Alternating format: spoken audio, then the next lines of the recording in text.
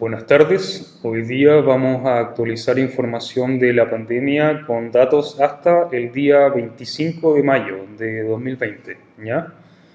Vamos a ver entonces casos acumulados totales, ¿cierto? Hasta el día de ayer teníamos 73.997 a nivel nacional, teniendo la mayor alza diaria justamente en el último reporte. ¿Ya? Los casos confirmados, lo mismo que el gráfico anterior, pero esta vez desagregados y divididos en casos sintomáticos y casos asintomáticos, ¿ya? Los casos asintomáticos mostrados en color morado sobre las barras celestes, ¿cierto? Cada vez adquieren una mayor proporción, ¿cierto? Porcentual del total de casos confirmados en nuestro país. El total de casos confirmados por millón de habitantes en los países de la OCDE, ¿ya? ¿Dónde nos ubicamos nosotros? Bueno, estamos arriba, bastante cerca de Italia, de hecho, y tomando en cuenta que nuestra curva todavía sigue siendo ascendente, ¿ya? Es muy probable que quizás podamos subir uno que otro lugar, ¿ya? Estamos bastante lejos, la verdad, del promedio mundial, que está en la zona media inferior, ¿cierto?, de este gráfico, ¿ya? Los casos confirmados de COVID-19 diarios en Chile, como les decía anteriormente, ayer se dio la mayor alza diaria, ¿cierto?, superando los 4.800 casos, ¿ya?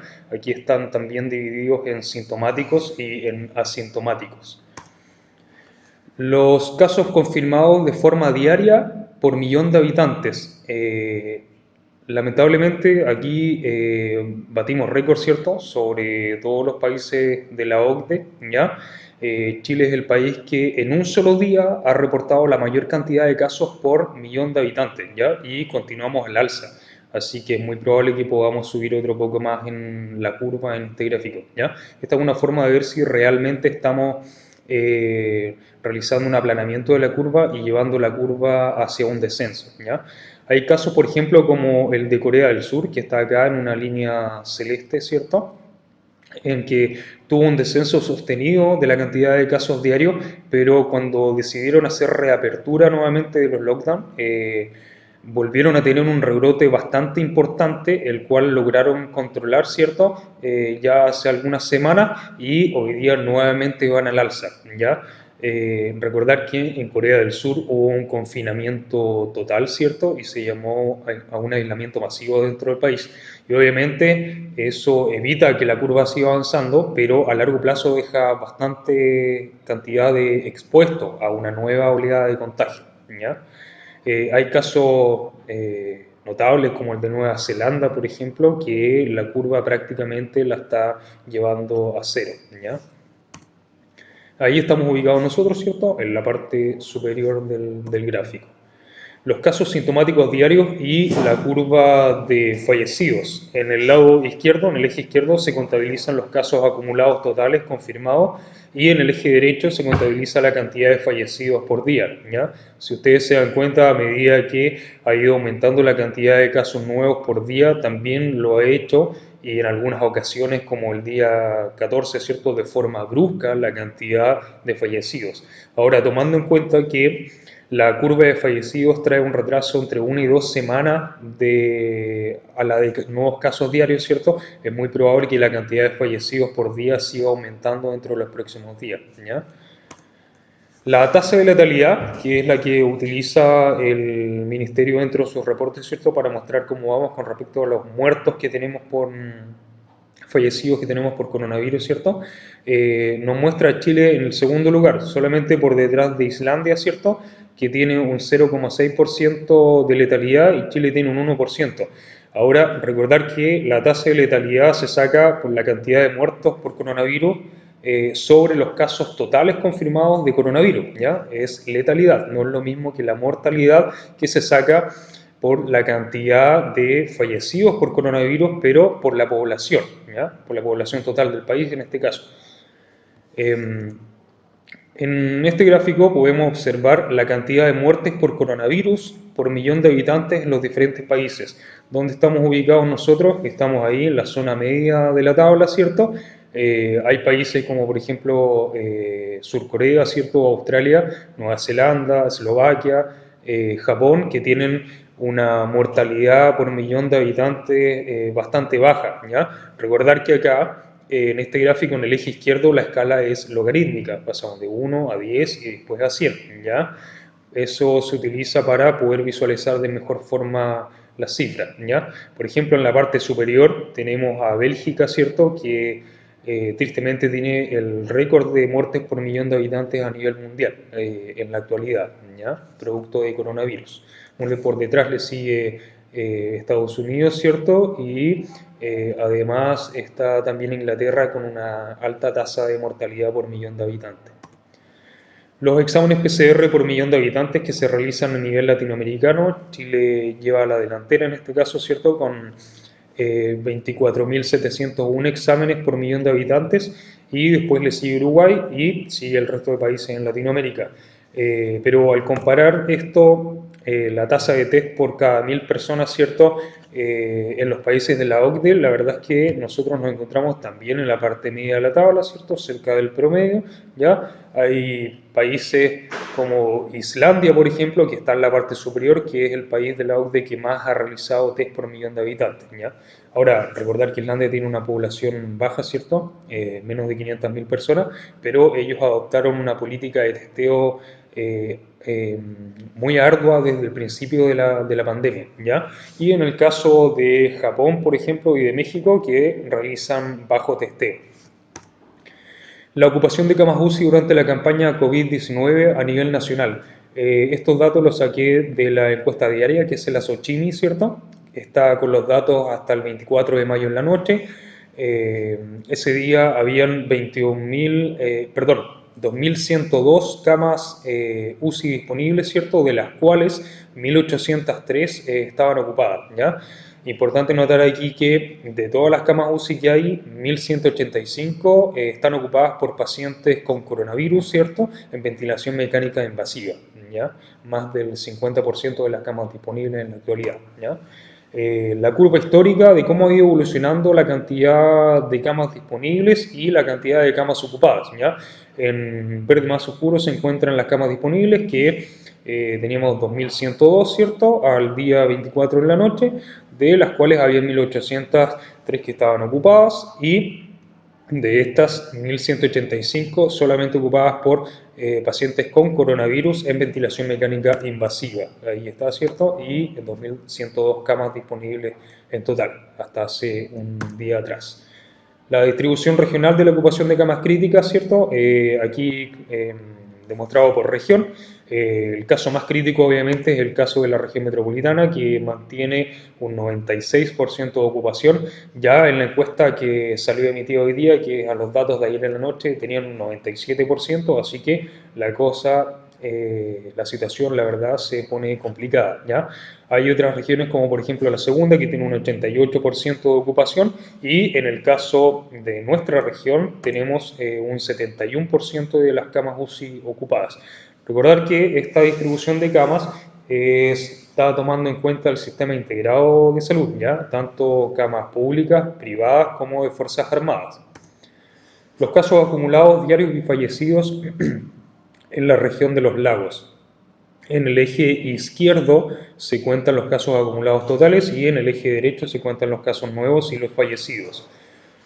Tenemos 13 fallecidos a la fecha en la región, ¿ya? Los casos acumulados, como ustedes se dan cuenta, ¿cierto?, han ido al alza, todavía no se observa una meseta, ¿cierto?, un aplanamiento total en la parte alta de la cantidad de casos acumulados y los casos diarios, ¿cierto?, han sido bastante erráticos, la curva es bastante irregular, aunque llegamos a un punto mínimo, ¿cierto?, el día 28 de abril y de ahí en más la curva ha tenido una tendencia al alza, aunque pequeña, pero sí va al alza.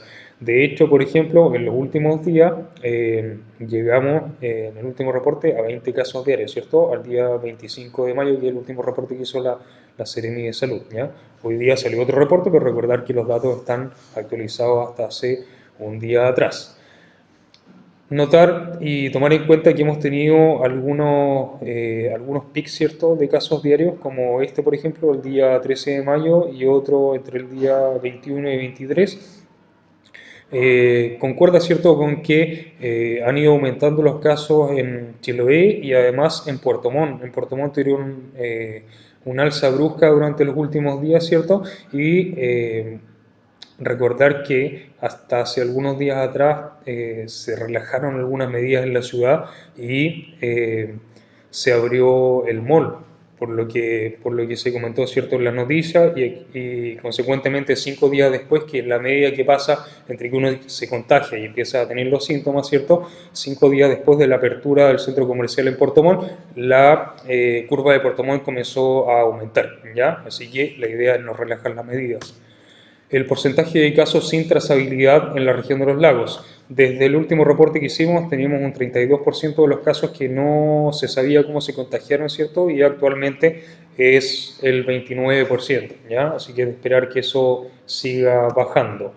La distribución porcentual de los casos confirmados totales en la provincia de Osorno. La comuna de Osorno se lleva la mayor parte, ¿cierto? 74%, y le sigue Purranque con un 8%. Ahora, recordar que este 8% de Purranque es sin contabilizar los nuevos 10 casos que salieron en el último informe, ¿ya? Así que es muy probable que este porcentaje suba. Lo que sí es importante mostrar también es que San Juan de la Costa se ha mantenido con un 7%. En la última semana no ha aumentado la cantidad de casos nuevos. Casos acumulados y diarios en Purranque. En barras amarillas se muestran los casos por día, ¿cierto? Y las barras azules los casos totales. Si ustedes se dan cuenta, ha sido bastante regular, ¿cierto?, la cantidad de casos nuevos por día. Tenemos muchos días en los que tenemos 0 casos y van apareciendo entre medio, hasta, por ejemplo, el último día, ¿cierto?, que en el reporte de ahora, de este reporte está con los datos actualizados hasta el día de hoy, ¿cierto?, en que tenemos un alza de 10 casos diarios, ¿ya? Por lo tanto, aumentamos la cantidad de casos acumulados dentro de nuestra comuna. Bien, la tasa de incidencia, ¿cierto?, acumulada por comuna en la provincia de Osorno. Notar aquí que Purranque está con una tasa alta y en la siguiente presentación probablemente vamos a ver que tiene una tasa más elevada todavía por la cantidad de casos nuevos que aparecieron, ¿cierto? Importante notar que la cantidad de incidencia que tiene Purranque acumulada, recordar, sobre los casos totales confirmados, es de 166 personas por cada 100.000 habitantes. Estamos bajo el nivel provincial, ¿ya?, pero sobre el nivel regional. A nivel regional existe una incidencia de 80,8 personas contagiadas por cada 100.000 habitantes, ¿ya? Esto con los datos de la Seremi hasta el día 25 de mayo. Los casos activos actuales en nuestra comuna son 17, ¿ya? De esos 17, 14 se dieron en los últimos 7 días, en la última semana, ¿ya? Notar que la incidencia de los últimos 7 días, la incidencia de casos por coronavirus en la última semana, ¿cierto?, es de 66,41 personas por cada 100.000 habitantes, lo que es algo elevada, ¿ya? De hecho, en el ministerio probablemente van a empezar a adoptar la medida, ¿ya?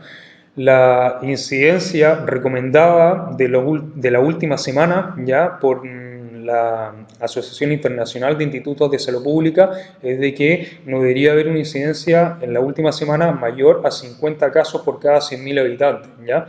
Y si ustedes notan, por ranking estamos un poquitito pasados en eso, ¿ya? Así que hay que tener cuidado y volver a retomar todas las medidas de cuidado necesarias, ¿ya?, para evitar nuevos brotes dentro de nuestra comuna, como el que tuvimos al principio, ¿cierto?, cuando recién comenzó la pandemia, ¿ya? El porcentaje de positividad en test PCR a nivel nacional, si ustedes se dan cuenta, también tenía bastante variación, ¿cierto? Aquí no lo saqué por promedio, sino que es la positividad bruta por día, ¿ya? Pero ha ido al alza, ¿ya?, considerablemente, llegando a valores cercanos al 30%, ¿cierto?, en la última semana, lo que habla que la presión que genera la epidemia ya es bastante elevada, ¿ya? Y probablemente, aunque se elevara mucho la cantidad de test, ¿cierto?, la cantidad de casos contagiados nuevos va a ser elevada igual, ¿ya? es de esperar que durante los próximos días logre estabilizarse la cantidad de casos diarios, ¿cierto? Y no vuelva a aumentar bruscamente como lo hizo el día de ayer. La positividad de exámenes PCR realizados en Purranque, ¿cierto? Esto es por semana epidemiológica, ¿ya? Desde la semana 14 hasta la semana 22, en la que estamos actualmente, ¿ya? La semana número 15 se alcanzó un alto número de positividad, ¿ya? Llegando cercano al 20%, después tuvimos una bajada, ¿cierto? Y en la última semana, que todavía no termina, ¿cierto? La positividad está al alza. Y esto, obviamente, porque tuvimos una cantidad de casos importantes, ¿ya? Bien, en este gráfico está sacado un estudio que se realizó el 4 de mayo. De hecho, el 4 de mayo fue publicado ya por los autores que están ahí abajo, escritos en la reseña, ¿ya?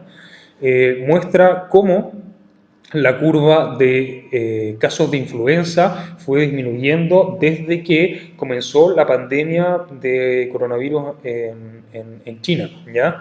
De hecho, se marca en la primera fecha negra, ¿cierto? Acá, el lockdown que se realizó en la ciudad de Wuhan, ¿ya? Lockdown es confinamiento, ¿ya? Cuarentena.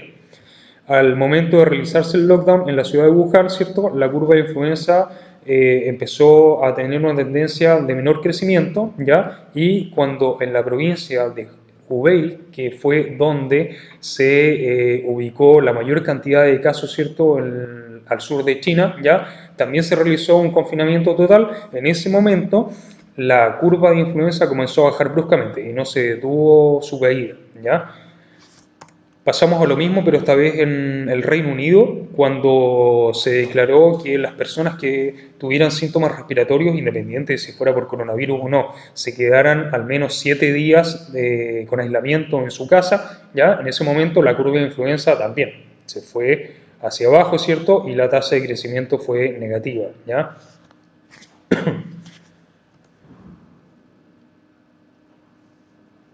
Bien, los casos diarios, ¿cierto? En este caso mostrado con la curva de influenza, en Corea del Sur muestran también que desde que se presentó el primer caso positivo en Corea del Sur, ¿cierto? La curva de influenza también comenzó a bajar bruscamente. Y esto fue antes de que se decretaran medidas de cuarentena o de confinamiento en algunos lugares, ¿cierto? Básicamente porque la cultura allá que tienen de seguir las reglas, ¿cierto? Es bastante elevada, ¿ya? Y por lo tanto, como se les pidió voluntariamente a las personas que hicieran aislamiento social, la curva también comenzó a descender bruscamente, ¿ya? Y obviamente después aumentaron bastante los casos de coronavirus, lo que hablaba de que en varios países, como hemos visto, en el último tiempo lo único que empezó a circular fue la cantidad de casos respiratorios por coronavirus, ¿ya? Aquí llevo esto. Resulta que, como en el hemisferio norte, en varios países, la misma presión de la curva de coronavirus redujo la curva de influenza, ¿ya? Esto llevó a reducir la curva de influenza en 6 semanas, ¿ya? En el hemisferio norte. Tenemos que ver cómo va a afectar esto, ¿cierto? Probablemente también se va a cortar la curva de influenza, la duración de la curva de influenza en el hemisferio sur, ¿ya? Ahora sí hay que notar y no olvidar que cuando comenzó la pandemia en el hemisferio norte, ellos estaban en la mitad del invierno saliendo hacia la primavera. Nosotros cuando comenzó la pandemia acá en el hemisferio sur y sobre todo en Chile, ¿cierto? Fue terminando el verano y empezando el otoño y ahora estamos por entrar al invierno, ¿ya? Lo cual obviamente va a tornar un poco más complicada la situación, ¿ya? Bien, como revisamos, ¿cierto? Anteriormente, las curvas de influenza relacionadas con la curva de coronavirus en diferentes países del hemisferio norte, lo que hice fue entrar al Instituto de Salud Pública, ¿cierto?, de Chile y sacar los datos de cómo se ha comportado la curva de influenza en los últimos años, ¿ya?, en nuestro país. Si ustedes se dan cuenta, todos los años, ¿cierto?, tenemos un pic de influenza que es a mitad del invierno, ¿cierto? Y generalmente este pic comienza, la curva comienza a aumentar aproximadamente después de la semana 12 o 13, ¿ya? De la semana epidemiológica. Y este año vamos en la semana 21 y la curva de influenza todavía no se ha despegado. Y eso es básicamente porque hemos tenido medidas de confinamiento, hemos tenido un cuidado extra, ¿cierto?, en el lavado de manos, ¿cierto?, el uso de mascarillas y sin olvidar, lo más importante es que la cobertura de vacunación que hemos tenido a nivel nacional fue bastante exitosa, ¿ya? Ahí está, ¿cierto? Podemos acercarlo acá para notar que a la semana 21 la curva de influencia todavía no ha despegado, ¿ya? Bien, en este gráfico, que es un diagrama de caja, ¿cierto?